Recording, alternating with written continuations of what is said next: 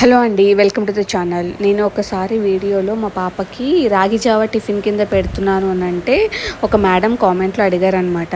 మీరు మార్నింగ్ రాగి జావ పెడుతున్నారు, అది స్కూల్కి వెళ్తున్న పిల్లలకి సరిపోతుందా అసలు, మీ కిడ్స్ కదా, మళ్ళీ ఆకలితో ఏడుస్తారేమో అని పెట్టారండి. అదేమీ లేదు, వాళ్ళకి సరిపోతుంది. ఎలా అంటే దీనిలో మనం ఓన్లీ రాగి జావకే కాకుండా అండి, దీనిలో పెరుగు, అలాగే నేను ఏంటంటే డ్రై నట్స్ పౌడర్ యాడ్ చేస్తాను. అది చాలా చాలా మంచిగా బలాన్ని ఇస్తుంది అనమాట. చాలా వరకు ఆకలి వేయకుండా అనేది ఆపుతుంది.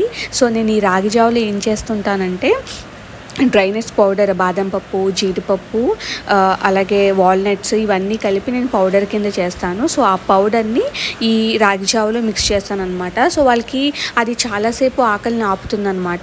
సో అందుకనే మీరు కంగారు పడొద్దండి. మార్నింగ్ బ్రేక్ఫాస్ట్ కింద రాగి జావ పెడితే వాళ్ళకి సరిపోతుందా లేదు అనేది చక్కగా పెట్టొచ్చు. మీరు అలా అలవాటు చేస్తేనే వాళ్ళకి మంచిదన్నమాట.